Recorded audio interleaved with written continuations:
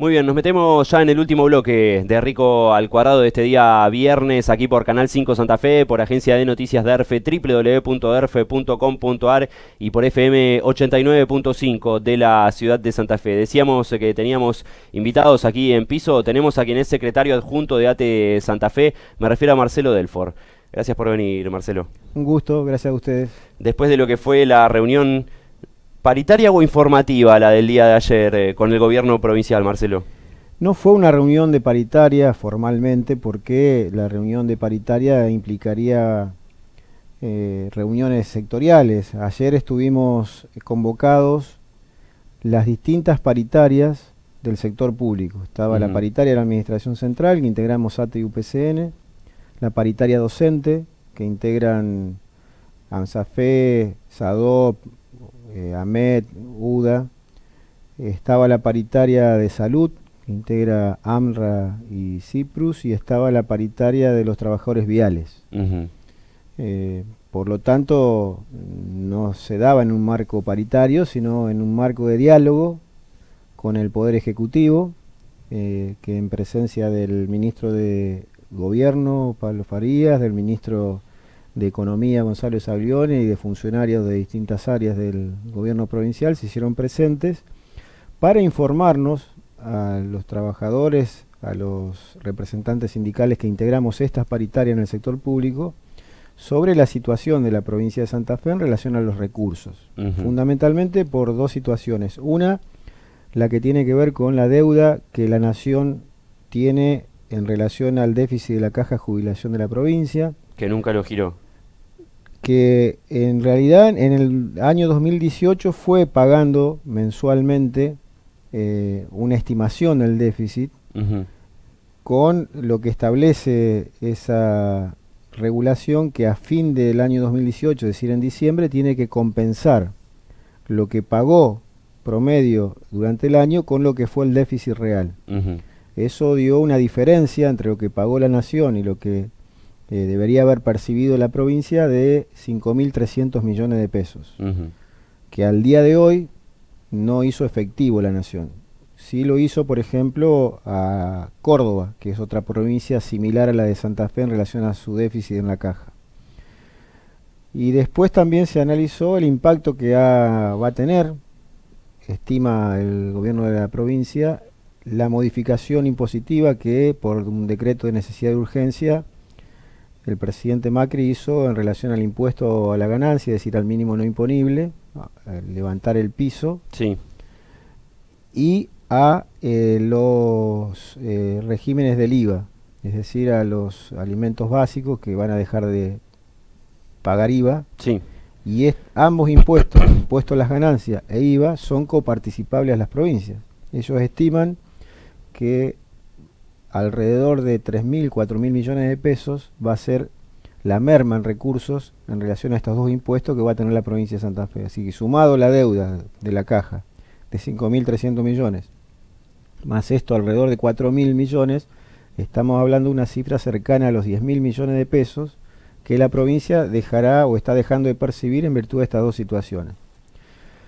Si uno analiza estos números en relación a lo que paga anualmente la provincia en salarios, que son alrededor de 140.000 millones de pesos, es una cifra, sí, es una cifra importante. Uno, si habla de 10.000 millones de pesos, uno no podemos ni visualizarlo. Ni visualizarlo de qué se trata, pero si uno lo vincula o lo relaciona en relación a los recursos que destina la provincia para el pago de sueldo, es una cifra manejable que nosotros entendemos no puede impedir que se respeten los acuerdos salariales. Claro. Otra de las cosas que hay que aclarar: estas paritarias que estuvimos ayer, tenemos acuerdos salariales firmados con actas y en nuestro caso refrendado por un decreto del gobernador.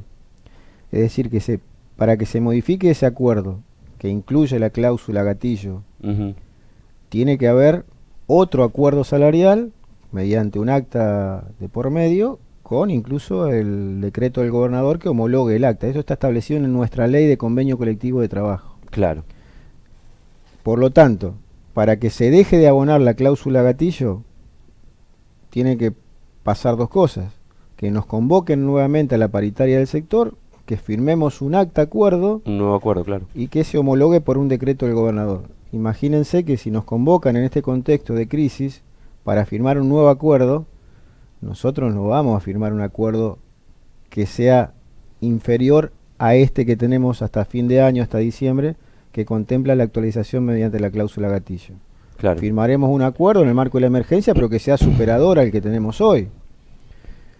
La otra situación que se puede dar es que el gobierno incumpla el acuerdo. Que diga, dejo de pagar el gatillo. Dejo de pagar y, bueno, unilateralmente deja de pagarlo. En ese caso, bueno, al haber un acta paritaria firmada, homologada por un decreto del gobernador, los trabajadores, en términos jurídicos y formales, tenemos un derecho adquirido, que lo haremos jugar en esos términos, pero además seguramente realizaremos acciones gremiales por el perjuicio que significaría que no se cumple un acuerdo salarial. Y no lo haremos solos nosotros. Se imaginan que nosotros venimos en un camino de unidad con los gremios estatales, me refiero a los gremios que estuvimos en el día de ayer, donde seguramente si se da una situación de estas características, en bloque tendremos una misma posición y saldremos a plantear, tanto en lo jurídico, administrativo, como fundamentalmente en acciones gremiales, que este acuerdo se cumpla. Así que nos parece prudente, responsable de parte del Poder Ejecutivo que haya convocado a los gremios. Siempre el diálogo es importante y en ese contexto plantear las dificultades con que está atravesando la provincia. Lo mismo, la posición de los gremios fue unánime en que se respete este acuerdo, y si hay una situación de emergencia mayor a la que estamos hoy, bueno, seguramente seremos convocados y en ese contexto vamos a tratar de encontrar alguna respuesta para que los trabajadores no perdamos poder adquisitivo. Claro. Hay como dos informaciones hoy, porque un titular dice la cláusula gatillo está garantizada por agosto, y otra dice no, la cláusula gatillo está garantizada para siempre. Inclusive de mismos funcionarios del gobierno se escuchan las dos versiones. Sí, creo que son, a ver, si lo referimos al acuerdo salarial, eso está garantizado hasta diciembre. No hay manera salvo que pase esto que me decías antes. No hay antes. manera de modificarlo. Claro. Salvo que lo rompan. Salvo que lo incumplan. Ahora, creo que si hay un incumplimiento de la provincia será porque hay una situación de emergencia nacional, que el sentido común indica, bueno, que nos sentaremos a ver cómo llegamos a fin de año. Me refiero a lo institucional, a la cuestión económica y demás. Digo, si hay una hiperdevaluación nuevamente, esto con el impacto en el poder adquisitivo, en lo inflacionario, todo indica que la situación es muy inestable. Sí. Tanto en términos económicos como políticos. Y es difícil saber, Marcelo, qué va a pasar la semana que viene. Nosotros no podemos de alguna manera anticiparnos a situaciones que se pueden llegar a dar en el contexto sobre todo nacional. En un gobierno que está yéndose, a nuestro criterio por suerte se está yendo, porque ha demostrado total incapacidad, impericia, no solo en la gestión, sino en términos políticos.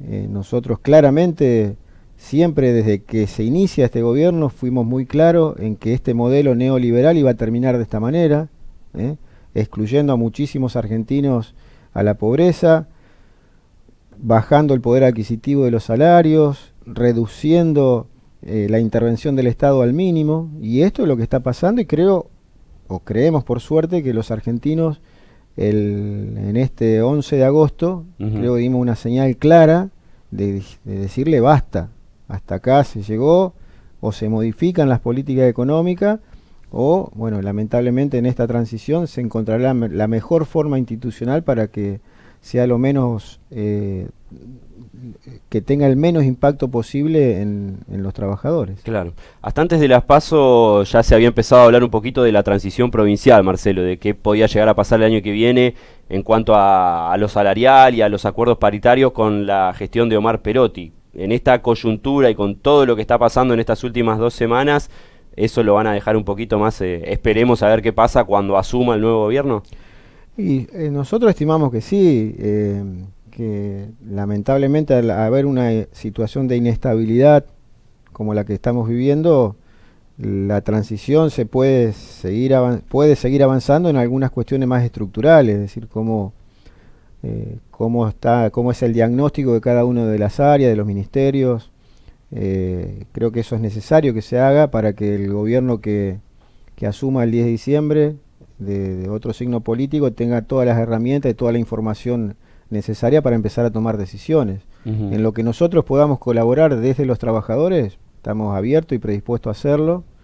No hemos recibido formalmente convocatorias, pero bueno, nadie duda que nosotros hemos acompañado esa propuesta política, al menos muchos compañeros y compañeras militantes de ATE se han sumado a ese espacio, no el sindicato como institución, pero sí muchos compañeros y compañeras, y que estamos conversando, hemos tenido reuniones para de alguna manera también trasladar muchas de nuestras inquietudes, de modo que se puedan anticipar algunas situaciones al próximo gobierno.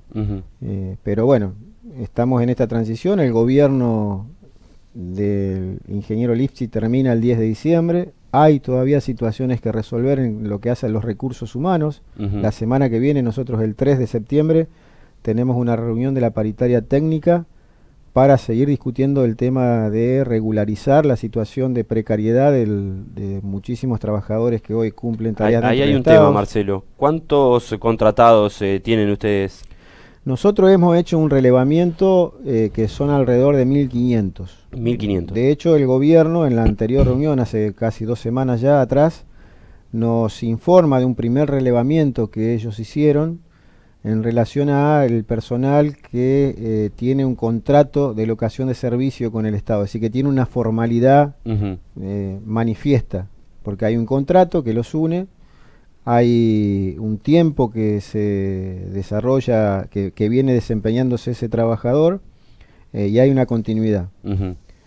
Y con un corte hecho al 31 de diciembre del 2017, son alrededor de 600 trabajadores. O sea que nuestra cifra, que incluye a compañeras y compañeras bajo otras modalidades, por ejemplo, monotributistas, horas cátedras, trabajadores y trabajadoras que son contratados por los AMCOS o por incluso algunas comunas, municipios que tienen que cubrir la necesidad de salud de su población y se hacen cargo a veces de contratar a un enfermero o una mucama para que cubran los turnos que tiene que cubrir o el dispensario o el SAMCO o el hospital. Hay modalidades que no fueron informadas por el Ejecutivo, que nosotros solicitamos que lo hagan, y bueno, esperemos que ahora el próximo martes, 3 de septiembre, podamos avanzar ya no solo en el diagnóstico, en la información, sino en resolver la situación de regularizar a recursos humanos en la provincia, que hoy sostienen muchísimos servicios y algunos de ellos esenciales. No estamos hablando acá del personal político, que termina, los asistentes técnicos que se llaman, que terminan su función el 10 de diciembre y se van con los funcionarios que los convocaron para que lo asistan técnicamente. Estamos hablando de personal contratado bajo estas modalidades que cumple tareas normales y habituales. No la planta política. Y que fueron cubriendo a trabajadores y trabajadoras que se fueron jubilando. Hoy la provincia no necesita crear cargos, tiene las suficientes vacantes para hacer frente a estas situaciones. Hay un problema de hecho de financiamiento, que es lo que estamos discutiendo, de qué manera podemos progresivamente ir resolviendo esta situación, pero bueno, esperemos que el 3 de septiembre podemos encontrarle la manera, la forma, el equilibrio necesario para resolverlo. Claro, porque lo que se escucha además es que no está entrando nadie en lo que tiene que ver con la administración no ha habido, salvo excepciones, no ha habido convocatorias a ingresos. Claro. Que fueran cubriendo estas vacantes, digamos. No ha habido, entonces, ¿cómo se fueron cubriendo estas vacantes? Porque el Estado tuvo que seguir funcionando. Se crearon nuevos servicios en el Estado, en el área de salud, en el área de cultura, hay un montón de organismos nuevos en cultura. Sí. ¿Cómo se cubrieron? Con horas cátedras. Claro. Entonces, ¿qué pasa si esto o no se renuevan los contratos ahora en diciembre, o se deja de pagar a los monotributistas, o las horas cátedras desaparecen? Y bueno, hay servicios del Estado que no podrían funcionar. Y creemos que este gobierno del ingeniero Lifchitz y el anterior de Bonfatti y el anterior de Wiener fueron teniendo una política para acomodar, regularizar en el marco de la paritaria del sector público distintas situaciones de sus recursos humanos. Lo hemos logrado mediante acuerdos, hemos incorporado un régimen de concursos, Se han hecho 2 pases a planta en el año 2011, en el año 2014. Ha habido ingresos producto de las vacantes, pero bueno, pretendemos que ahora al finalizar esta gestión, que es un periodo importante en el tiempo de la gestión del socialismo o del Frente Cívico, terminen con sus recursos humanos ordenados. Claro. ¿El reclamo ese por el pase a planta de todos? Sí, el reclamo es por el pase a planta de todas y todos los trabajadores que están bajo esta condición, cumpliendo tareas normales y habituales. Nosotros pusimos como fecha de corte el 31 de agosto del 2018, de modo que al 31 de agosto de este año tengan el año de antigüedad necesario, como lo establece nuestro régimen jurídico, para pasar a planta permanente. Claro. Te hago esta última pregunta, Marcelo. Esto que está diciendo el gobierno provincial hoy en día, de que los recursos cada vez son menos y demás, más allá de la coyuntura macroeconómica y lo que está pasando a nivel nacional, ¿cuánto le atribuís a esto que está pasando a haber firmado el pacto fiscal, ¿no? Algo que, inclusive, no sé si ustedes de ATE Santa Fe, pero muchos sindicatos se opusieron. Nosotros somos parte del movimiento obrero santafesino, una experiencia casi inédita en el país, que logró la unidad de las distintas regionales de la CGT de la provincia con la CTA de la provincia de Santa Fe. Hemos tenido definiciones muy claras en relación a varios temas relacionados con la provincia de Santa Fe, incluso las políticas nacionales. Uno de ellos fue oponernos a la firma del pacto fiscal, porque advertíamos sobre distintas situaciones que iban a ocurrir a las provincias. Entre ellas, que no iban a cumplir el acuerdo de, por ejemplo, el pago de la deuda de la caja de jubilaciones del déficit jubilatorio no se cumplió. La Nación, con la firma del pacto fiscal, se comprometía al año pasado a dar un cronograma de pago de esa deuda histórica, que son más de 60.000 millones de pesos, que hay que actualizarlo. Que hay que actualizarlo. Que iba a perjudicar, de hecho, en los recursos a la provincia. Se eliminó, de hecho, el fondo sojero, subsidio al transporte. Subsidio al transporte. Entonces, nosotros claramente nos opusimos en aquel momento, pero la coyuntura ha sobrepasado esa situación de la firma del pacto fiscal, que hoy ya está incumplido. Claro. Está incumplido. Hay sí, en relación a la firma del pacto fiscal, una cláusula que establece que en los últimos 6 meses de gestión no puede haber, entre otras cosas, ingreso en la administración pública. Nosotros decimos, esto no son ingresos. Estos compañeros ya tienen 2, 3, 4 años de ingresado a la provincia. Lo que tiene que haber ahora es regularizar esa situación de trabajadores y trabajadoras que ya han ingresado a la administración pública hace al menos un año atrás. Claro. Entonces, esa es una de las situaciones que se tiene que resolver, pero de hecho, la firma del pacto fiscal ha perjudicado a las provincias en general, ha centralizado. Este es un gobierno, el gobierno de Macri, que ha centralizado la obtención de los recursos, lo ha destinado por una decisión política en su mayoría a la provincia de Buenos Aires. Aún así no le alcanzó. Los resultados electorales de la provincia de Buenos Aires dan clara muestra de que ha habido una muy mala gestión o una mala distribución de esos recursos, y ha desmembrado a las provincias en un esquema que no es federal, que es unitario. Claro. Y creo que, o creemos nosotros, que haber firmado ese pacto de alguna manera en términos políticos era avalar o legitimar esa decisión del gobierno nacional. Es verdad, también hay que reconocer que había determinados condicionamientos, que Santa Fe era una de las únicas provincias que se oponía al primer borrador del pacto fiscal, que este fue de alguna manera mejorado, pero aún así nosotros creíamos que la provincia de Santa Fe estaba en condiciones de ponerse firme, de defender los intereses de los santafesinos y no ser parte de ese acuerdo fiscal. Gracias por visitarnos, Marcelo. No, gracias a ustedes. Marcelo Delfor es el secretario adjunto de ATE Santa Fe. Lo teníamos aquí en piso Enrico al cuadrado. Ya se nos terminó el tiempo. Tenemos